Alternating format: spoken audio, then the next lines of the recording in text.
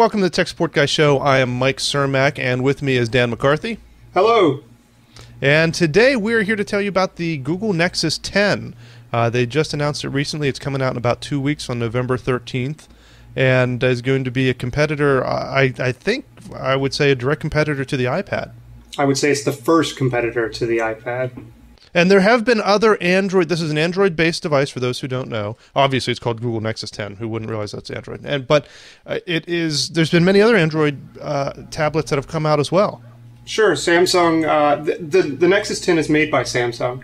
And Samsung has the Galaxy Note, which is also a 10-inch version. And it's a decent piece of hardware, very responsive, but it's got a stylus. So I think the Nexus 10, as far as design and specs go, this is the first competitor to the Apple iPad.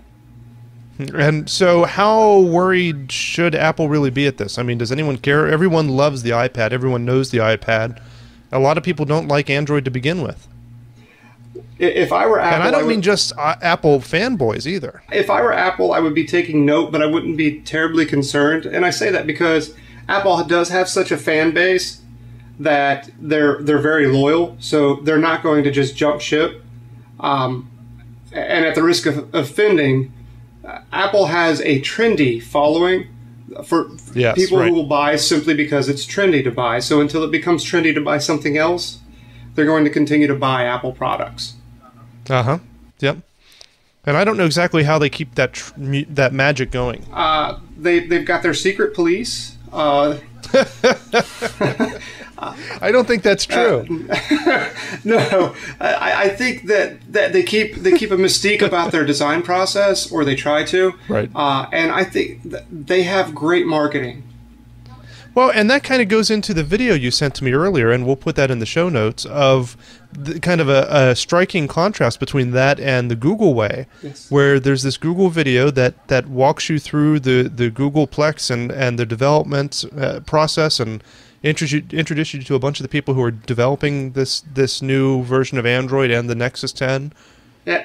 And it's very different from Apple's way of keeping it all in secret and hiding everything about it and denying everything until someone goes up on stage and says this is the best thing since sliced bread. Agreed. I don't think that Google has ever been considered completely open, but in this, they have been much more forthcoming about their whole process for developing Nexus devices than Apple ever has about any device.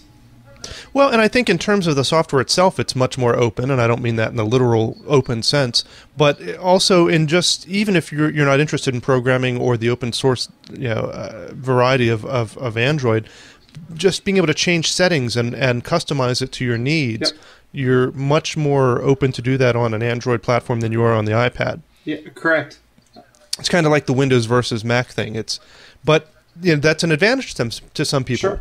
A lot of people like that it's real simple, it's easy to use, it does what it needs to do, and they don't need all of those extra options. In defense of Apple, when you lock down a feature set, you can create the ultimate control environment so that you can definitely quality control your product. When you're infinitely open, you're infinitely testing, which means you're not ever fully testing. And the other side of that is also the hardware, software, what's the word I'm looking for? Synergy there. Like Apple controls both sides of it. They control the software and the hardware. For the most part. For the most part. And one thing that does drive me crazy about Android, and we're getting away from our focus topic here, is that how different it is on different pieces of hardware. If I go out and buy an Android phone, it's so different from the other Android phone sitting next to it, even if it's the same version of Android. Fragmentation is a pain. That's a problem. Yeah, the fragmentation is a pain, and carrier integration. So even on the same phone, carrier integration for applications and whatnot, it's also different. Right.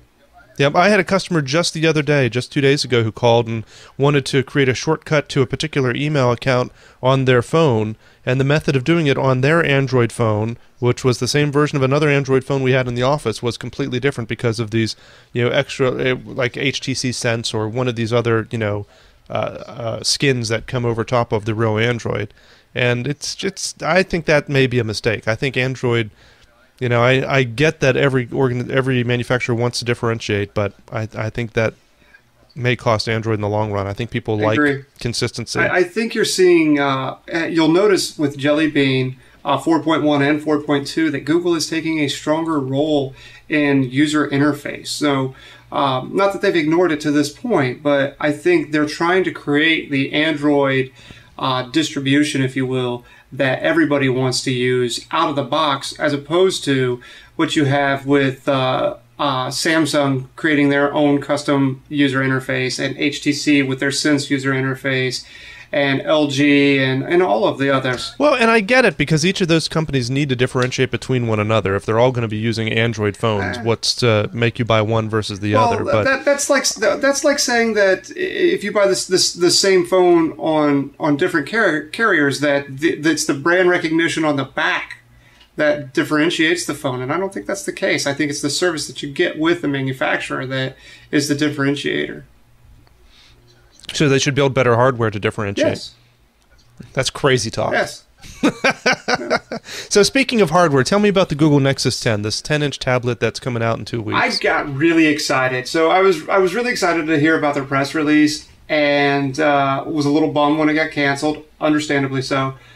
But they did a soft release yesterday. They released the specs of their 3 new Nexus devices. But for the purposes of this conversation, the Nexus 10, it is a direct iPad competitor because the specs are so close, and in fact better than what you have on the iPad. So it weighs in at 603 grams, which is 1.33 pounds. It's 8.9 millimeters thick. That's it's moderately thinner than the iPad. It has the best resolution of any tablet on the market. I'm going to pause there for a moment. The best resolution of any tablet on the market, with the greatest pixel density as well. It comes in at 2560 by 1600 and 300 dots per inch. That is the best display out on the market. I'll say it one more time, the best display out there on the market. I haven't gotten my hands on one because I'm not, one of the Google, one of the people that Google sends devices to, but I am craving it. I want this device. Its screen size is 10.055 inches. It runs an Exynos Dual 5250 1.7 gigahertz processor, has 2 gigs of RAM, and the 16 version is being sold for $399. The 32 gig is $499. These are Wi-Fi only, though. There is no 3G, no 4G LTE. These are Wi-Fi only. They did the same thing when they released the Nexus 7. The Nexus 7 came out, it was Wi-Fi only. With this same press release, they have released the Nexus 7, I believe, with 3G and user interface changes. For the Nexus 10 conversation, the Jelly Bean version that they're shipping, 4.2, has one of the, I'm searching for the word here.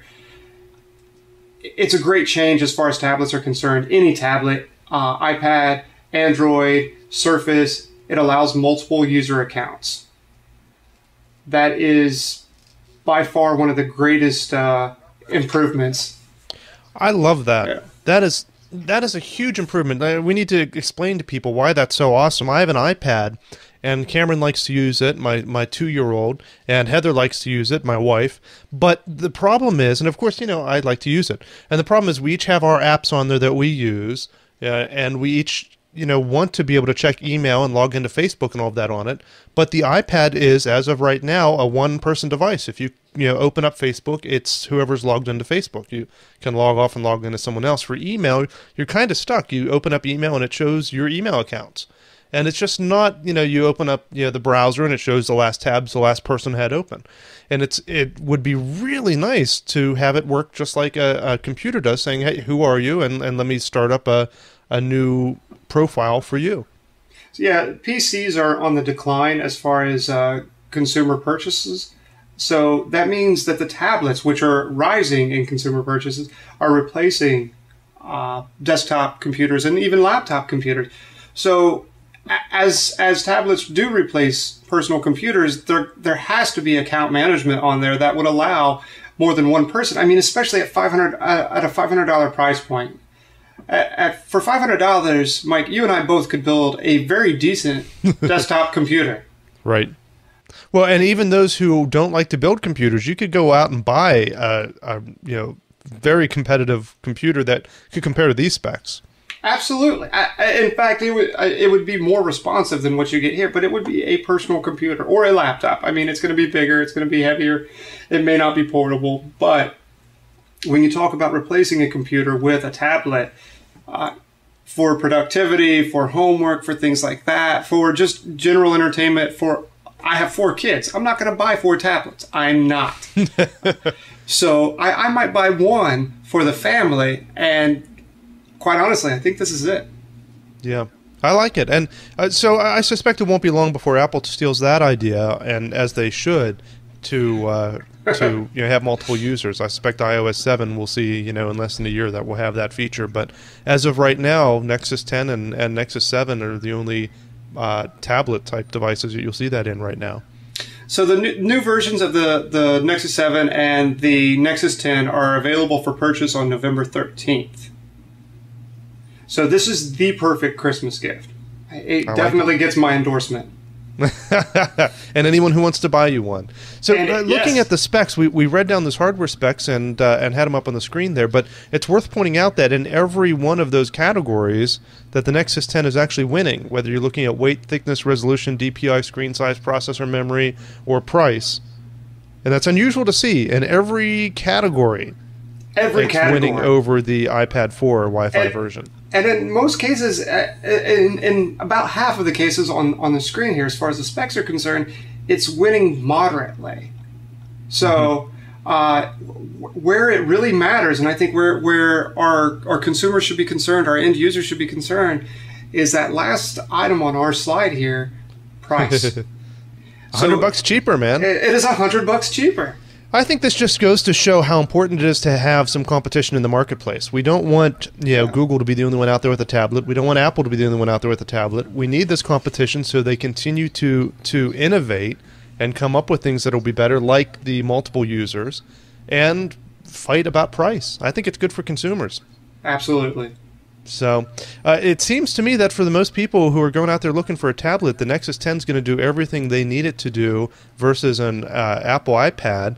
Also, the other advantage we talked about is that you don't need a special connector for it. It uses the standard micro USB connector that your current phone and all sorts of other devices probably use, as opposed to the new iPad, which uses the new Lightning connector, not even the old Apple connectors. And what a buzzkill.